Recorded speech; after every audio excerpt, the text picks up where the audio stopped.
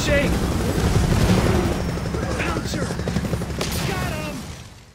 Hey guys, I wanted to start making some videos discussing Gears 5 and what I want to see, as well as then find out what you guys want to see in Gears 5 that can really help this franchise and this community reach its full potential.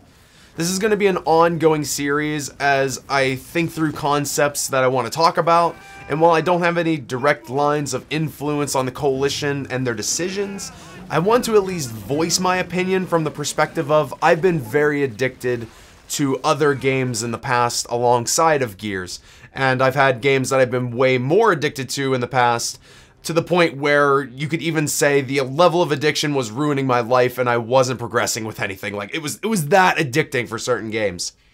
Now to start this, back in May, SASX Shadows, if you guys aren't following them, I encourage it. He's a fantastic Gears content creator, but he put up a video that was talking about the 3 big things that Gears 5 needs to get right. His last point is the one that I really want to dig into, where he's discussing Gears 5 needs to keep its player base interested to keep them going. And this got me thinking a bit of what makes games so addicting to me. The first is the obvious that the gameplay needs to be addicting, and I think Gears has had that in just about every iteration.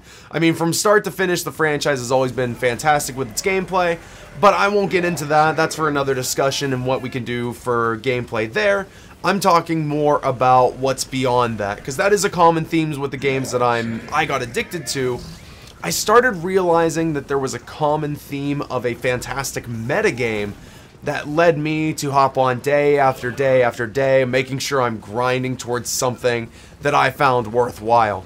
The 3 games that I want to talk about in particular are games that I've been crazy addicted to in the past, not even for a matter of skill or being good, but they just made me want to get on every single day and do so much. Those 3 games are Smite, Runescape, and Call of Duty 4, Modern Warfare OG.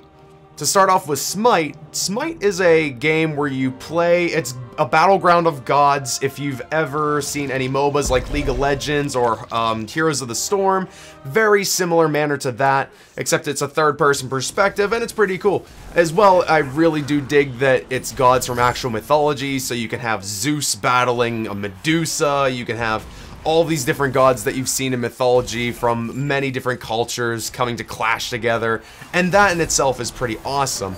But as far as its metagame, you play matches with a god, you earn worshippers for that god that help level up that god's rank, which they call their mastery levels.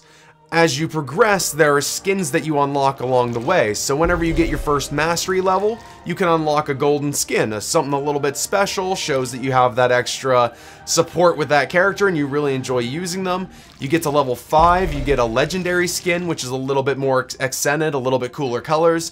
And then at max rank, at level 10 mastery with your god, very much like Horde has level 10 for each of your classes type of thing, you unlock a diamond skin, which really comes to be a badge of honor, saying like, wow, you played this much time, you played a lot of matches with this character. It's that kind of experience mastery badge of honor type of thing.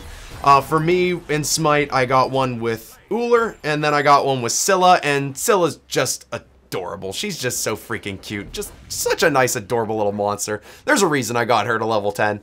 But the addiction got really real because I kept wanting to get that Diamond Scylla. I kept wanting to get that rank 10, the little rank badge next to whenever I pick this character, people know I'm not messing around.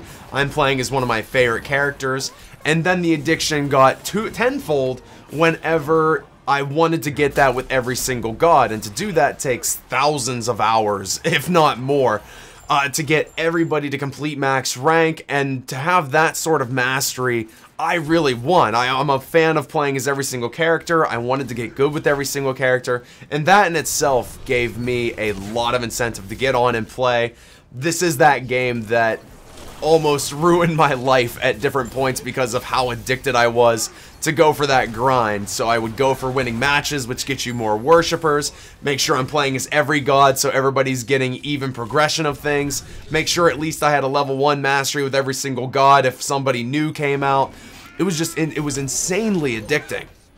And it was the grind, not even the funnest, most action-intense part of it that kept me coming back, which ties into RuneScape.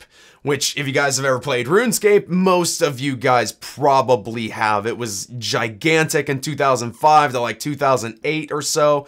It was a browser-based MMO, and the gameplay, quite frankly, is boring. Like, a lot of the stuff that I end up doing is very monotonous work, but it was very relaxing, so that's where it came into play. Again, not talking about the gameplay, but what the game did have and has amazingly accomplished is their metagame and their leveling system for all of the skills. You get all of these skills that you can go for, your combat skills, fire making, fishing, what have you, so on and so forth. And to get those to level 99, one was a great achievement just for the sake of you could do everything that you can possibly do with that skill. So like if you wanted to fish sharks, then you get level 80 fishing, and then to get that going really fast, that was good money making on that. If you wanted to cook those sharks as well, then you could go ahead and make sure you don't burn them by getting level 99 cooking, and that's part of where the addiction came in. But then they also added an achievement cape, accomplishment cape. So I know they had an actual name and I can't recall exactly what it is, but just basically you can buy a cape from a particular character in the game, signifying that you've got 99 on this particular skill, and the capes looked great. They looked so good in game, at least for that game's graphics. And again, very much the badge of honor, the diamond Scylla that I had in Smite. It was that great accomplishment whenever I got 99 fire making on one account, then I got 99 thieving and 99 hunter on another account. And the same incentives came in as Smite, where I wanted to be that person that had level 99 in every single skill, and to be the very best like no one ever once. Pokemon references are great. But whenever you got that 99, it was euphoric. It still felt very worthwhile that you went through with it. And then it ended up paying itself off by giving more incentives in game by, hey, you're a level 99 at this. It's great that I'm able to do everything, and that can help me make money, that can help me buy everything. It really, they did a great job of incentivizing it along the way. I don't have as great of a tie-in from Smite to RuneScape as I do from RuneScape to Call of Duty 4, other than RuneScape was essentially not that fun of gameplay, or at least it was very like slow-paced gameplay, to something that is high-intensity gameplay in Call of Duty 4 back in the day, but with that grind still being just as addicting. In Call of Duty 4, I would dedicate myself to particular weapons so I could get their camo skins, because if I saw somebody running a particular camo, you knew that that guy wasn't messing around. Like, oh man, that guy's got a red tiger MP5? That's nuts. That guy's a little bit good with this. That means he's gotten like X amount of headshots. I know they had kill trackers, and then they had headshot trackers, among a few others for weapon skins. But it was enough incentive for me to keep focusing on using like a few particular weapons to say, yeah, I'm that guy that has a maxed out MP5. I'm a complete scumbag, because those MP5s were ridiculous at the launch of Call of Duty 4. But still, then I also did that for like the AK-47, I was working on it for the M16, so on and so forth. Like, it kind of expressed my personality to say, I'm this type of guy that loves to play with these sets of weapons, this is who I am. And to show that I had that mark, and this is something that transcends all three of these games, Call of Duty 4, RuneScape with my fire making cape, Smite with Scylla and Uller, was that it showed off my personality a bit and who I really like to play as by showing, yes, I've put in this much time with them. And to just kind of point out the obvious of what I'm saying, all of these have the goal of getting it all. It takes a really long time and keeps me coming back for long periods of time. In Smite, it's getting all of the gods at max rank. In RuneScape, it's getting all the skills maxed out. In Call of Duty 4, it was getting all the weapon skins. Every single game did this, that I got so stupid addicted to them, even though like I'm trash at any Call of Duty game, but I will get on and get a couple kills each match, go 3 and 20, that's 3 more kills towards the golden AK-47, and that's worth it. Now, let's translate this over to Gears. What I can see happening is having character leveling and weapon leveling, very similar to Smite with the characters, very similar to Call of Duty 4 with the weapon leveling. On top of we already do have class leveling in Horde, but obviously Horde isn't for everyone. While I love it, and that's what we're building a lot of on this community, Gears as a whole, there's a lot of people that aren't that interested in Horde. But you know what everybody is universally interested in? The characters and the weapons. If I had a similar unlocking system like I did for Scylla and Uller and Smite, with unlocking really cool skins for Ty and Bernie in particular, because I love them, that incentive would keep me playing and going for a purpose. And then have some progress skins for like the long shot, the lancer, and I imagine they're going to bring the drop shot back in Gears 5 because that weapon is amazing. But having these cool skins that shows, yes, I've achieved these things with these weapons, and so I get this really cool skin, I'll be a happy, addicted kid. Or at least that's going to be a big element for me that, oh, I can at least get on and make some progress on unlocking a Ty skin, or me being a person that always wants to max out everything, okay, then I can start working on, like, all of Delta Squad, getting their maxed out skins and stuff like that.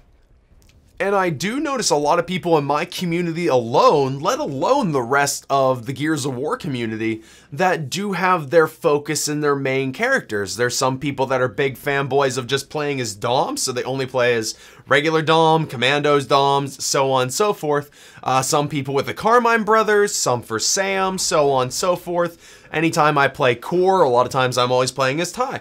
How cool would it be to represent that dedication?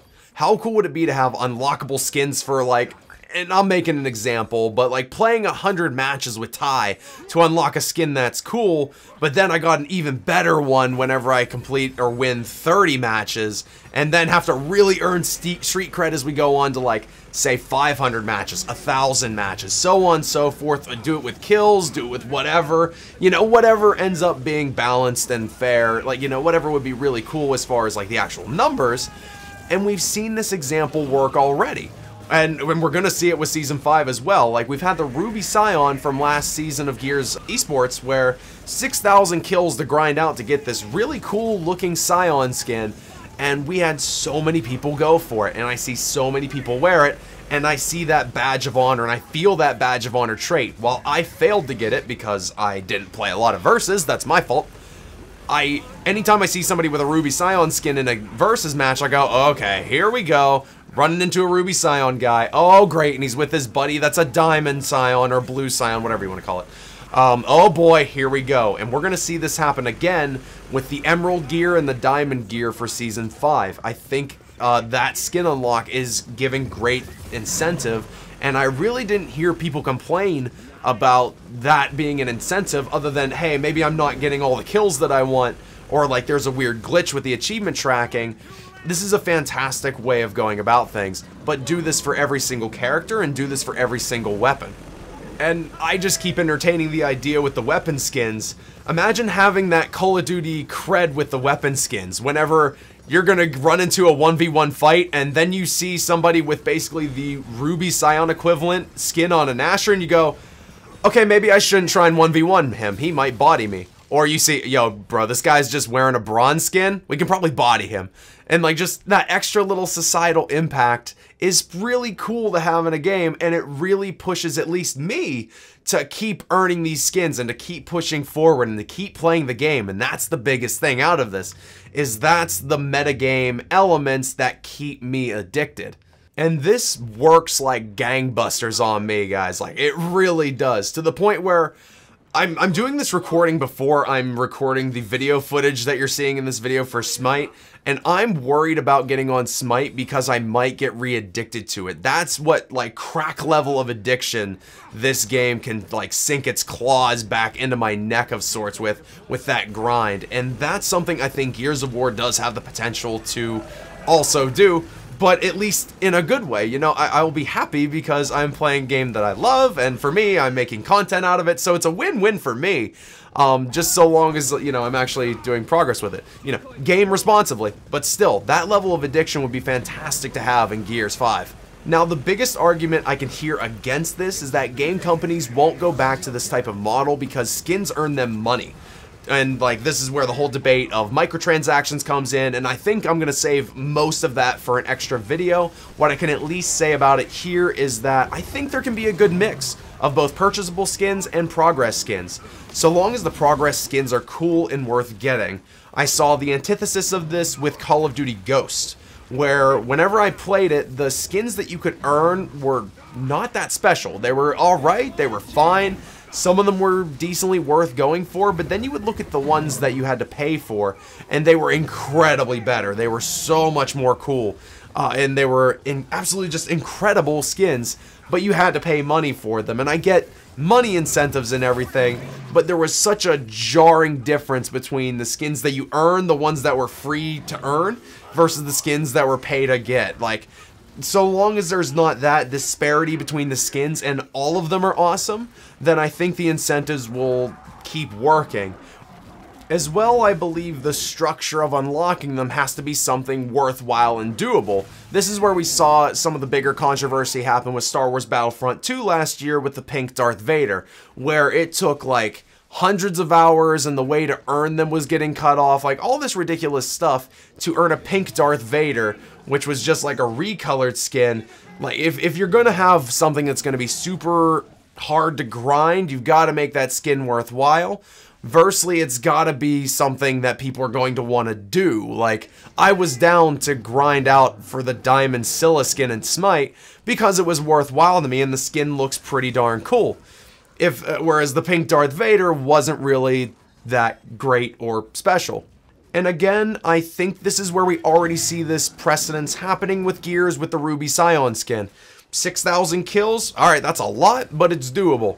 And the Ruby Scion skin, while it wasn't anything absolutely incredible, an amazing remodel or anything, it still ended up looking really cool, and it gave everybody that incentive of, yo, I want this badge of honor to show I've got 6,000 kills in the last year, and I'm awesome, and it worked. It was effective, and that was a really good play to earn skin. And I know another suggestion that I've heard and one that I've thought about myself was looking to like Fortnite's Battle Pass system to unlock the ability to go for progress skins, but I'm not crazy about this idea, mainly just because it's another paywall.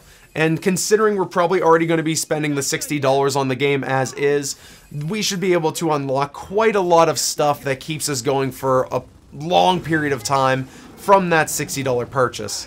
Or at least I know that there will be the people that they'll pay $60 for the game, they'll play it, and then if they see that they can't really unlock anything or they don't have anything else to really go for, then that's going to be the end for them and they're just going to go ahead and move on to another game because they don't want to throw down money on another paywall, throwing more money into this game. Someone like me might be more willing to do that, but I know a lot of people won't. And the more people we can keep playing Gears and keep people addicted, the better.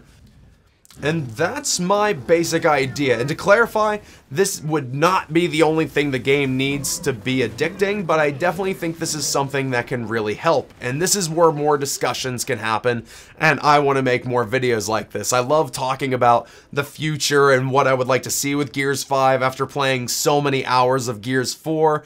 I think this is a really cool subject, and it helps me get hyped for what we could potentially see and what we can have discussions with the coalition about for the future of the franchise that we enjoy so much. I want to know what you guys think of this idea though, as well as then what games are you addicted to other than Gears, and what do they do around the gameplay, I mainly mean, that keeps you addicted? What keeps you going? What are you striving for in these games? Or just what other elements would you like to see in Gears that would get you so addicted to the game? We'll talk about gameplay in future videos, especially after I grab a lot of opinions from versus people beyond my own, since, you know, I'm just that horde boy. But guys, thank you so much for watching, and until next time, stay thirsty, my friends.